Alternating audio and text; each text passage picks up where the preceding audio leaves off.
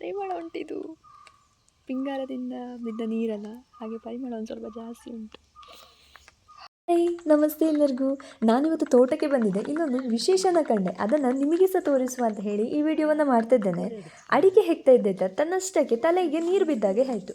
ಎಂತ ಅಂತ ನೋಡುವಾಗ ಮೇಲೆ ಪಿಂಗಾರ ಉಂಟಲ್ಲ, ಅದರಲ್ಲಿ ನೀರು ಬೀಳ್ತಾ ಇತ್ತು. ನನಗೊಮ್ಮೆ ಆಶ್ಚರ್ಯ, ಈ ಬೇಸಿಗೆಗಾಲ ಮಾರ ಇಷ್ಟು ಬಿಸಿಲುಂಟು, ಎಲ್ಲಿಂದ ನೀರು ಬಂತು ಅಂತ ಹೇಳಿ. ಆಗ ಮತ್ತೆ ಅಮ್ಮನ ಹತ್ರ ಕೇಳಿದೆ, ಈ ನೀರೆಲ್ಲಿಂದ ಬರ್ತಾ ಉಂಟಮ್ಮ ಅಂತ. ಆಗ ಅವರು ಹೇಳಿದರು, ಹನಿ ಎಲ್ಲ ಇರ್ತದಲ್ಲ, ತುಂಬಿರ್ತದಲ್ಲ, ಅದು ಈ ಪಿಂಗಾರದಲ್ಲಿ ಕೂಡಿ ಅದು ನೀರು ಬೀಳ್ತಾ ಉಂಟು ಅಂತ. ನನಗೆ ಸಡನ್ ಇದು ಟ್ಯಾಪಲ್ಲಿ ನೀರು ಬಿದ್ದಾಗಿ ಬೀಳ್ತಾನೇ ಉಂಟು, ಅಂದರೆ ಬೇರೆ ಯಾವ ಮರದಿಂದಲೂ ಬೀಳ್ತಾ ಇಲ್ಲ, ಈ ಮರದಿಂದ ಮಾತ್ರ ಬೀಳ್ತಾ ಉಂಟು.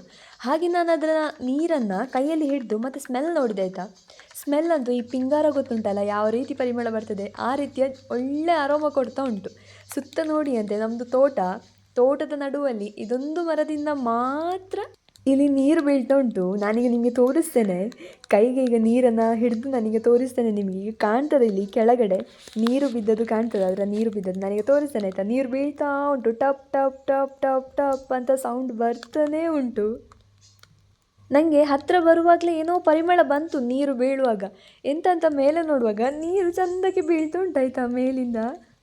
ನನಗೆ ಒಮ್ಮೆ ಆಶ್ಚರ್ಯ ಆಯಿತು, ಇದು ಬೇಸಿಗೆಗಾಲ ಮಾರ್ರೆ, ಇಷ್ಟು ಹೊತ್ತಲ್ಲಿ ಎಂತ ಈಗ ನೀರು ಬೀಳುದು. ಮಳೆಗಾಲ ಅಂದರೆ ಓಕೆ, ಬೇಸಿಗೆಗಾಲದಲ್ಲಿ ಕೂಡ ಹೇಗೆ ಬೀಳ್ತಾ ಉಂಟು ಅಂತ ಹೇಳಿ. ಐಟೇನು ಚೆಪ್ಪುರಮ್ಮ ನೀರು